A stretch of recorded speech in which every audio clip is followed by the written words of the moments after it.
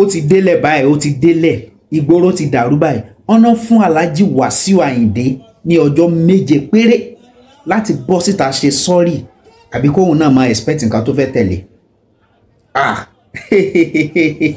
Ọ̀rọ̀ yìí ó ti kọjá bẹ́ẹ̀ ṣe ń rò. Ẹ farabalẹ̀ kẹ́ wo videos rẹ play fún yín. Ẹ jọ̀ọ́ ẹ bá mi share program, ẹ comment, ẹ like ẹ kọ́tẹ́yìn náà bá rí sọ̀rọ̀ yìí.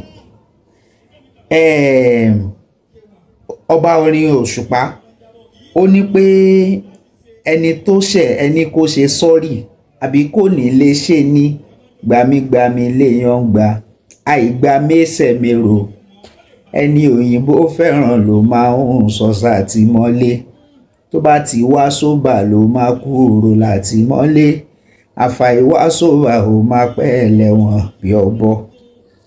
Kí ló lè nu kí Alhaji Wasiu Ayinde sọ fún àwọn àfà pé sorry? Wàhálà ẹ jẹ́ ká wo ọ̀rọ̀ yìí láwòtúnwò, ẹ jẹ́ ká gbé yẹ̀wò, ẹ jẹ́ ká check ẹ̀. Olówó ò lè sin òkú ara ẹ̀ tó bá kú kò lè wẹ́rẹ́ ẹ̀.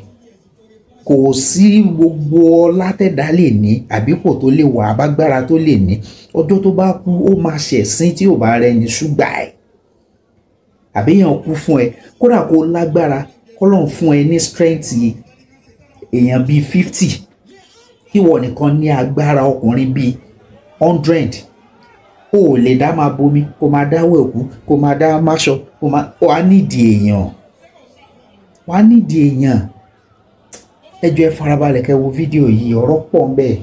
Ẹ máa wo bí Albaris ṣe ń bọ̀ tó ń bọ̀ lálálá pé ikú ìyá Wasiu Ayinde ìkọlọ́ má fi ṣe ìjábọ̀ fún ni pé because ẹ mọ̀ kan ẹ wo fídíò yẹn. Àmọ́ ìdé ni ó sọ bára jù Wasiu olú pé kó má jẹ́ kọ́lọ́wọ́ ọba fi ikú ìyá rẹ̀ yìí jábọ̀. Ìlànà ìlọ́lá kẹ́bí tó lè mú ká. Ṣẹ̀rù sígínà ló tún wáyé. Ṣé mo pé ìyá rẹ̀ ti sunlẹ̀ pé péjọ́ méje dídí sí wọ̀? Ìyá rẹ̀ ni tó ń bá fẹ́ ṣubú. Owó dàrẹ́ ti kọ́lọ́wọ́ máa ń gbà. Ìtí mú owó wọnú àkáǹtì lọ́wọ́ kọ́kọ́ gbà ní. Ìdé mi kàwé jáde Wasiu tẹ̀lé kéwà. Ìdè díẹ̀ ni ẹ máa ń jábọ̀. Èyí tó lè fọ́lọ̀ jù láti ṣe òun náà lòkè tó gbé egun. Ìyẹn máa ń ṣe wàhálà gùnkè, ìyẹn máa ń jọ jábọ̀ ni. Nígbà ìrìn tó fogún ọdún ìdáyé fi mọ̀ ọ́ lè bàjẹ́ láàrin ojú ṣe. Nígbà jábọ̀ ni. Advice ìkejì. Ìyá akẹ́wà ni wọ́n ti lè tí wọ́n ti ń lo ọjọ́ méje ní ìsàrí àdúrà. Ọjọ́ méje ní tó ń kù ká jáde ká ṣe sọ́ọ́. Ṣé ẹgbẹ́ ni tó bá rí bá ti ṣe gẹ́gẹ́ sọ́ọ́ ní ilé fún àti bí. Ọlọ́run lè fi 40 years lórí flash rẹ̀. Ìdẹ́kọ̀ fún ọ. Ọlọ́run lè fi 50 years ìyá ọlọ́lá tí ó gbà lórí ìdìbò fẹ́. Ìdálájú Wasiu ṣeun kọ́lá wà fún àgbẹ̀rù ṣe kò dùn ní kọ́kọ́rọ́ kìtẹ́ ní ká ṣe tọ́lá wò ní ṣe. Lè á ń bọ̀. Ìyẹn ló kù ní.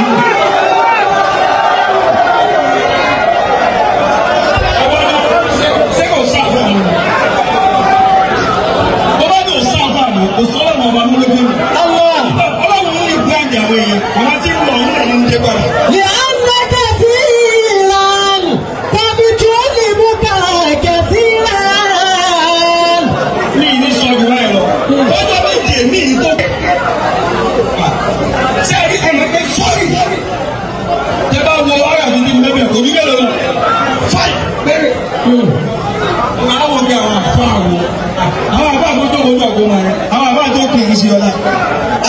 Kò sí bí àwọn àfáà sì lè pẹ́ láyé tó ìjọ tó bá kú wọ́n rẹ̀ kí ló ṣe ọ̀la àfáà lẹ́sìn. Bẹ́ẹ̀ni tó ń bọ̀. Iṣẹ́ wa ń dùn mí. Èmi ẹ̀ sẹ́ni tí máa ń fi ọ̀rọ̀ tí tíẹ́ndì o. Ọ̀rọ̀ mi tíẹ́ndì náà ìfọ́lò tíẹ́ndì. Èmi ká tíẹ́ndà. Ìyá kúrò ńlá. Bẹ́ẹ̀ni tó ń bọ̀. Eléyìí. Àgbẹ̀nà wọ́n mi. Aníbi ájú Wasiu ni wọ̀. Aníbi ájú Wasiu. Ọ̀gbọ́n ṣe ni wọ́n wá gbẹnu yẹn ẹnu gbé wọn. Bàbá wa àdmìtì gbẹnu bí àwọn gẹ́gẹ́ náà sáyẹn rẹ̀ fọlọ́ kó rí àwọn bọ́. Sọ̀rí káwọn èèyàn wá gbẹnu ẹsẹ̀ problem.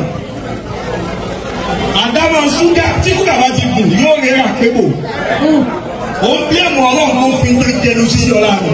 Allah dédé bó ṣe wá bí wọ́n wá ń jẹnu kò lè fọ́lọ̀ ọlọ́run tó pọ̀ díẹ̀ ló lè yọ yóò sì yọ ọmọ jẹnu sí kò ń bẹ̀ kò lè.